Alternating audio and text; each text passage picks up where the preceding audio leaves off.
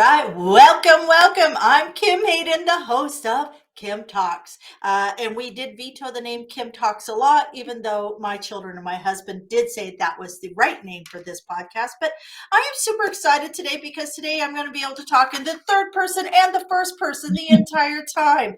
I am excited to invite Kim Wunner in. Kim Wunner is a transformative business and leadership coach, guiding women to become the leaders they are. Note that they are, not can be or will be, but they are. Kim partners with individuals and organizations to increase insight into situations and make smart action plans that work so they can live in their potential in business and in life. A few things about Kim. 20-year marketing career ranging from businesses of all shapes and sizes that afforded her an intimate knowledge of corporate culture, one of which I do not have. So I'm looking forward to digging into this. 10 years in a nonprofit activism and advocacy work. She knows about mission, runs her own business for the past 16 months after leaving a corporate culture, and knows a thing or two about challenges, direction, and triumphs of aligning your passion to your work. She owns a BA in Women's Studies and is deeply aligned in feminism, earning her presence-based coaching certificate. Her presence-based coaching certification. Boy, oh boy, you've got some big words in here. This is awesome. This is going to be a good talk. And is a member of the International Coaching Federation, has a 5-year meditation practice, deep spiritual practice, lives right outside Philadelphia with her daughter. She holds a rank, and we're going to dive into this one too, in 2 martial arts systems, a further expression of aligning body, mind, and spirit. She's deeply committed to the alignment of self for women and the LGBTQ community. Kim's clients are all ages. They have different careers, families, and genders. The one thing they do have in common is wanting to be aligned, living in their greatest potential. Welcome, Kim. Go. Hi, Kim. That is such a good bio. I've read this a couple times. So it's like, okay, martial arts. I got to start there. This is I have 2 left feet. I tried to take dancing lessons with my husband, and I think I actually broke a small toe. So tell me, 2 martial arts. Tell me, what do you do? Yeah, 2 martial arts. So my main system of study is called American Kempo.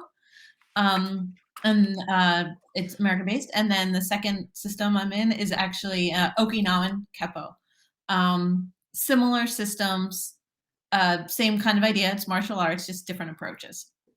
So do you have a black suit? Are you able to like stealthy ninja style anything? Or is this just literally, is it like a core kind of strengthening? Tell me what it is that it brings to you.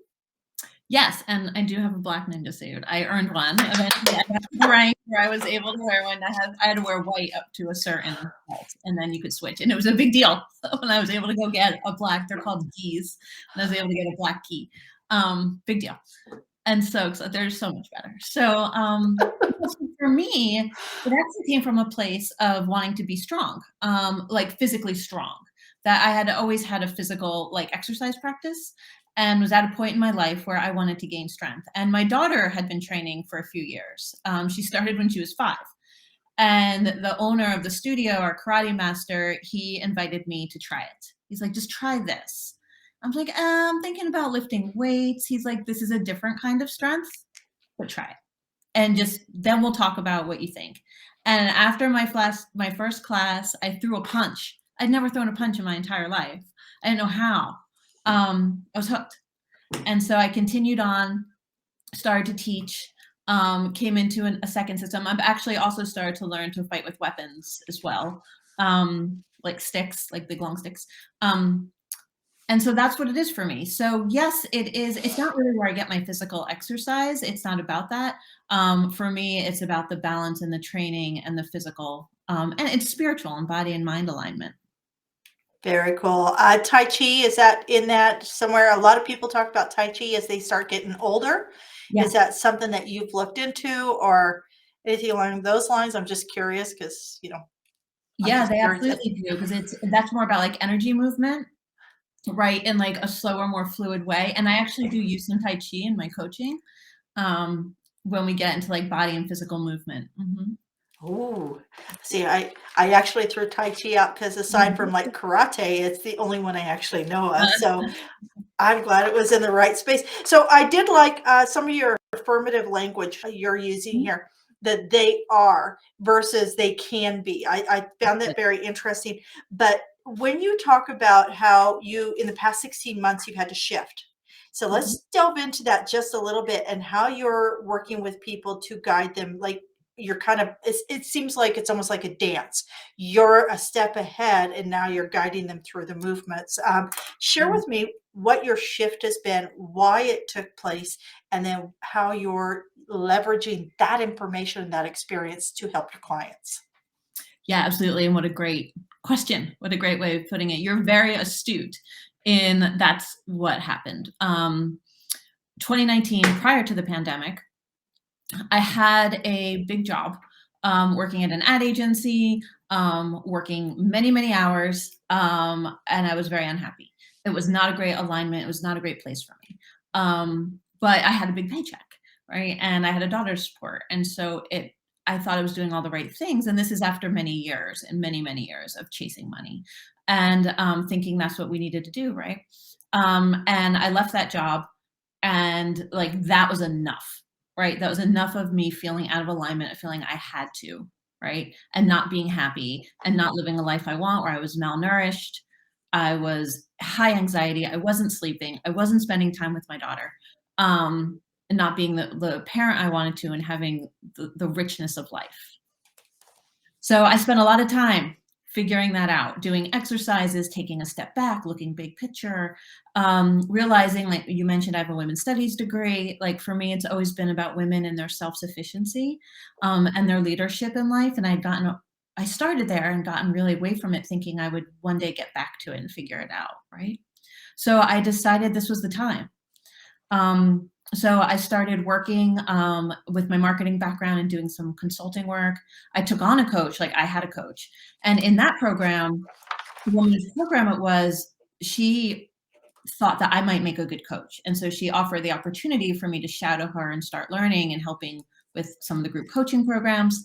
And then someone very shortly, like a week after she did that, someone completely in a different realm said she had saw my social media posts and thought she needed some help and would I be willing to coach her. So like all these things were coming at me. So I tried it on and it worked. It worked very naturally. Like it worked and I was helping women and making a difference. And so I decided to go all in. Like I can do this and it gives me everything I want and everything I need. And it fills me up and it fills other people. So I got the coaching certification. And now I have a practice where I'm helping women with their businesses, in their lives, all doing it. Yeah. Absolutely. So you have the marketing background, you have the Mhm. certification, you have the corporate kind of foundational pieces. Uh, Yes. Technology. So Mm. I know personally that the Mhm. technology can be a challenge in navigating all the different platforms. So there's all these different platforms. You can do Udemy, you can do Kajabi, you can do ClickFunnels. You have all these platforms Mhm. coming at you every which way. Mhm. When you're facing this and you're working on getting your brand out there, so you have the expertise. That's not the issue here. Yeah. It's getting the knowledge that your door hanger is out there, right? Yeah. You're open for business. Right. What is some of the challenges that you've been faced with, and what are some of the aha moments? So you go, oh, that was easier than I thought. Yeah. Yeah. Right. So many things come at you, and there's so many ways to do it. And if you pay attention to the ads, they're all the way, right? And if you're doing it any other way, you're doing it wrong, or you're wasting time, or you're not being efficient, or something like that. And they're all really easy, and that can be really overwhelming, right? And really challenging. So I found as being a business owner and coaching people through it is that you want to find a system that works for you and as streamlined, as efficient as possible. You don't need all the bells and whistles out of the gate, right? You need something that meets your needs. You can kind of anticipate what's coming so that we can scale. As you scale, your systems can scale with you. And so it's not all like hodgepodge together, right? Yeah, Um, it's the hodgepodge that's a real stumbling block for people because then they so always feel like they're going back and fixing things up, right? that's right. Right. You always have to go back and fix it, or your website doesn't work with this other thing, or whatever it is. So I always advise my clients when we're starting, like, let's do our research. First, identify what our needs are, what we anticipate our needs might be in the next couple years, right? So you don't have to go through this all over again.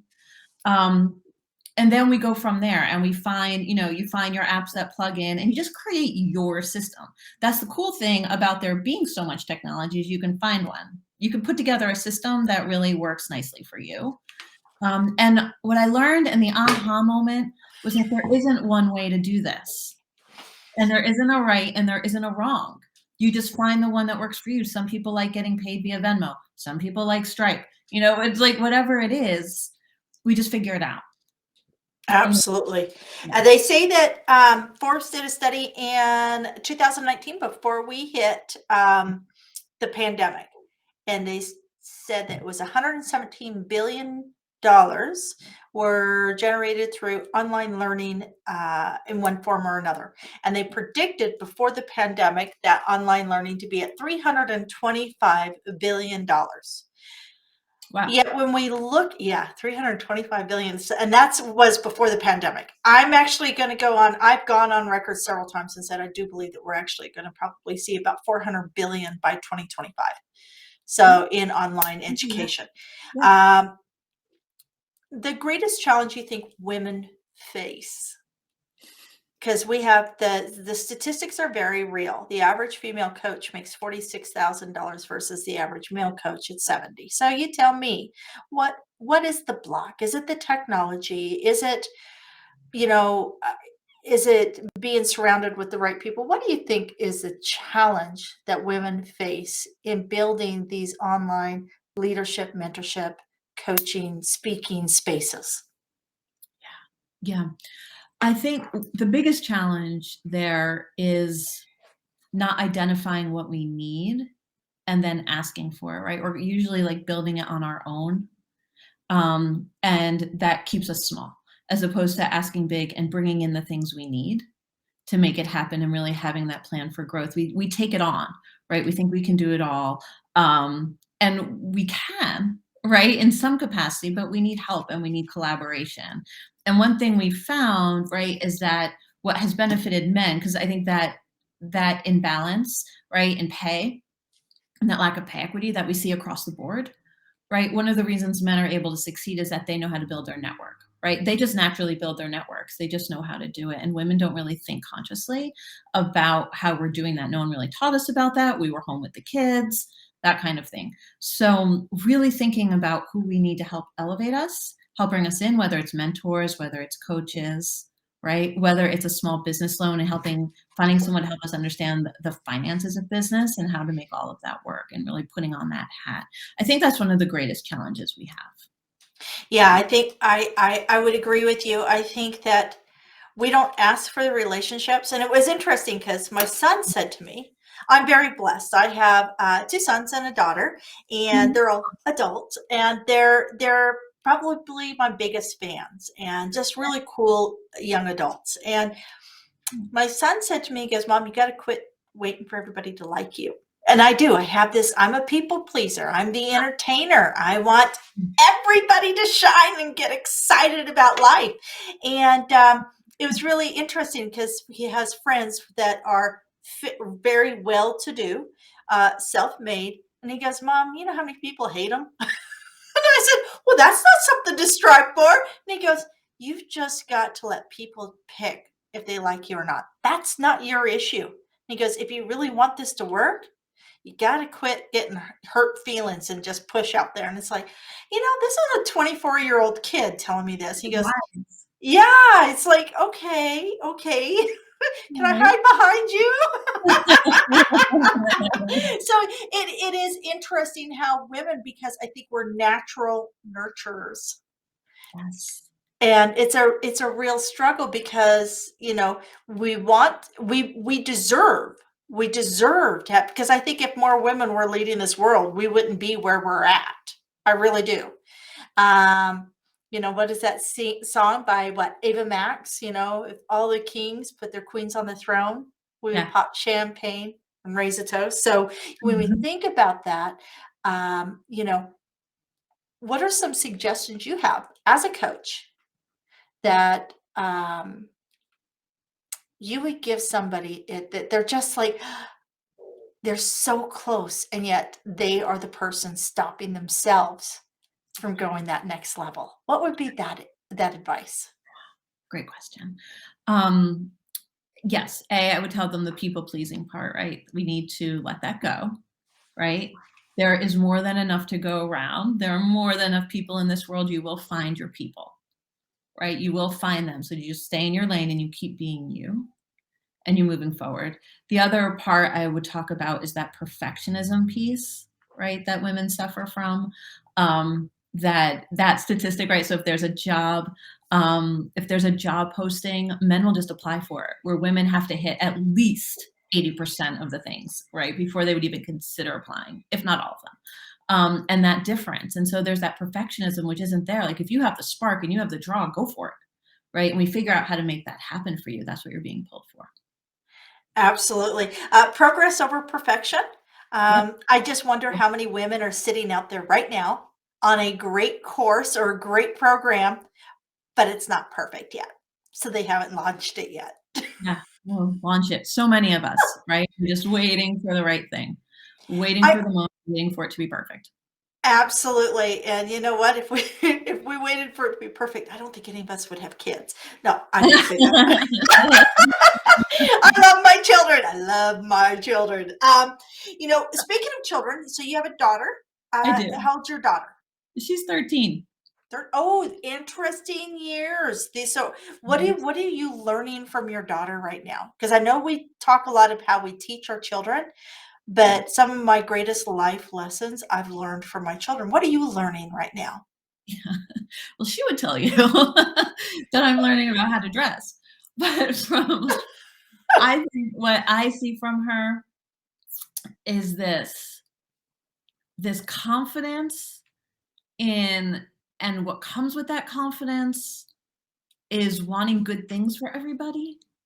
And not that I never felt that way, but I didn't have that confidence piece. There's just this fluid abundance, right, that comes from just her, how she walks in the world. And seeing that brings me back to it every time, that we all have that. We all deserve that, and we all come from there, right? And it brings me back to that each time.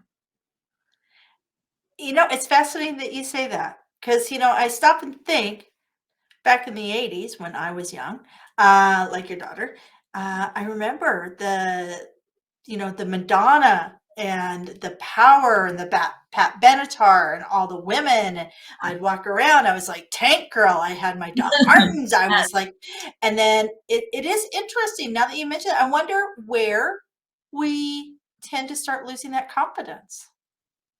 yeah, right? I came right the same era, right? Loved all of them. Was drawn to all of those. Still am. I think there was something along the way when we start with the messages that we get, where it's cultural, where it's outside of us, right? Um, I mean, I know for us, and I think it was a little different. It's a different generation. Because I know for me, in going back and figuring out, it was somewhere in her age. It was somewhere in there where I started to pay more attention into what I was supposed to be Supposed to versus, be. yeah, where those messages started to come through is at that age, whether it was as a girl, like what you're supposed to do, and going to like that linear way of being, that you're going to get married and have the house and have the kids, right? There's that supposed to, there's the expectation of what a girl and a woman should be. Um, I think when all of that started to come through was when that kind of that self-doubt and the self-esteem and all that started to kick in. Yeah, it's a fascinating, it's one that, like, honestly, we could do a 2-hour talk on Mm. and I know. still not get to the bottom of it, I'm sure. Yeah. So when we're Mm. talking self-esteem and we're talking, having that confidence, I want to wrap this back around to Mhm. business. Okay, so you have a client that has, come to you and says, I really want to do this, but I'm just not sure if it's right, or, I'm not sure if it's, people will actually pay for it. Right. What's the first few pieces, the first few steps that you're going to take them out on the dance floor and say, follow me, I got you? What are the first few steps that you get them just to get their head in the right space? Yeah. So the first thing I do is I have them tell me about the vision, like that exciting thing that they want to do, right?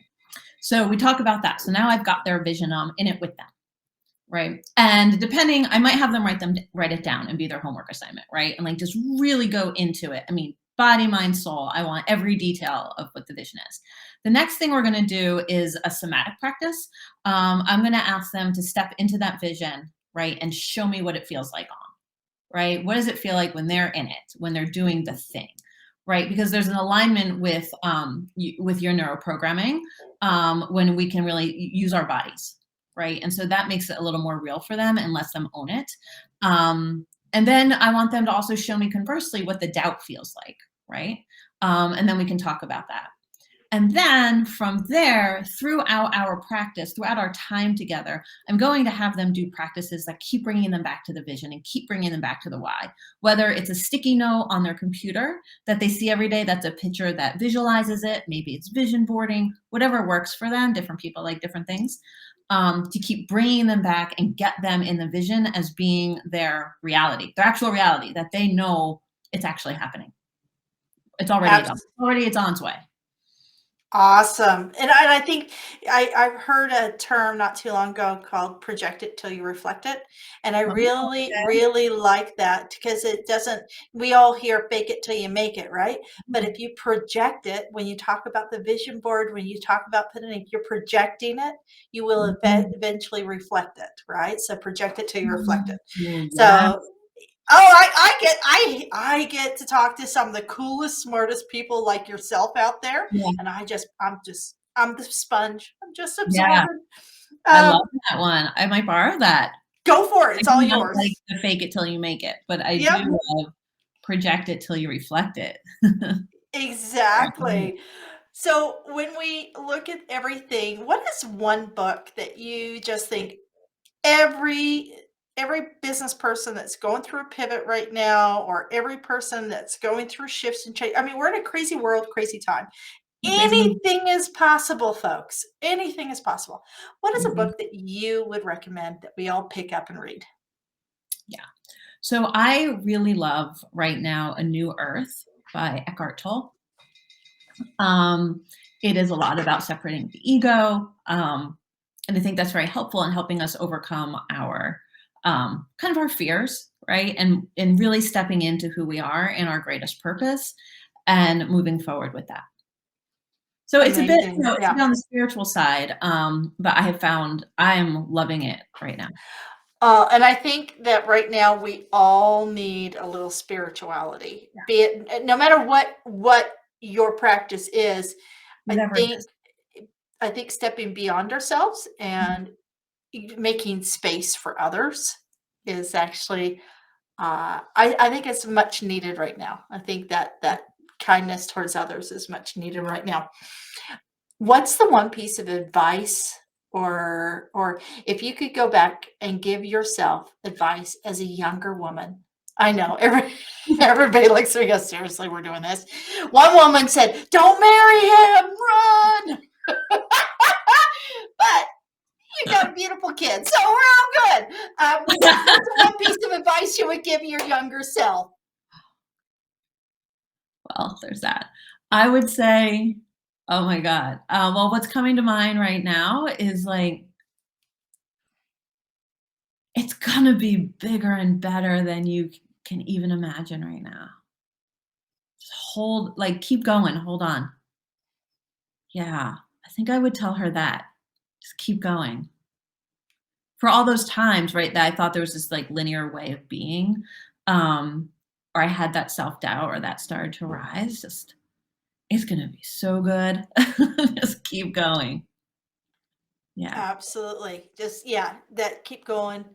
Um, you know, There there might be another one in like trust yourself. That's a big one. That's a real big one, like, really trust what you're feeling, because that's when if we don't, right, the voices, that's when they start coming in, right, but really, you know what's going on. Absolutely. Don't allow the saboteur in. You're okay. Yeah, Yeah, absolutely. So, if I was to put a favorite quote on a t-shirt and make you wear it for a day, yeah. what would that quote be? Right now, I am loving "Be Curious" from, Ted Lasso. The Ted Yes. Lasso Yes. series, he has elevated that, concept, and I've heard more than one person bring this up in conversation, that it really, like, woke them up to hear that, and I love it, right? Be curious, right? It takes the ego out, it takes the judgment out, it takes good, bad out, and really it lets you step forward and see what's going on, right? So, Amazing. I'm loving that quote. Yeah. Well, Kim, can you share with us where we can find you and how we can engage with you? Absolutely. So I have a webpage, which is kimwunner.com. I am on Instagram and LinkedIn and Facebook under the same Kim Wunner. And so that is a great way to find me. Private message. You can send an email through my website. You could book a discovery session if any of this is resonating. Um, all those things are possible. So those are the best ways to find me. Absolutely. And folks, do remember there's not a single athlete that makes it to the Olympics without somebody to help Mm, march them forward, a coach to show them the ways. And if you're feeling a little stuck, you don't have to be stuck. There are amazing leaders like Kim out there to be of service. So, any parting words, Kim? Anything else you'd like to share? I love that. That is exactly right. Like I use the softball coach analogy with my daughter. She needed to learn how to bat better. So we got her a coach who knows how to bat, right? And he broke it down for her and now she's not stuck and she's doing great. So coaches are there to help you get unstuck, right? Get you from A to B. Like we live in this space of potential. And it's such a fun place to be in. And so I love being there. Yeah. Absolutely. Anything and everything is doable. And it's all It's at the finger. It's all, if you got one of these, you can be a leader, Yes, you can. right? Mhm. Actually, you don't even need one of these. Just step up, do something. Do something today and lead. Do something. Uh, do something. My name's Kim Hayden. I am so incredibly thankful and grateful that you chose to spend your time with us today. As we know, your time is the one non renewable resource that we just aren't getting more of. So, thank you again for investing your time with me. If you liked today, please like, share, comment, and subscribe. I need your support so we can have all these amazing women and a few guys here and there come and share with us. So again, thank you so much. I thank you.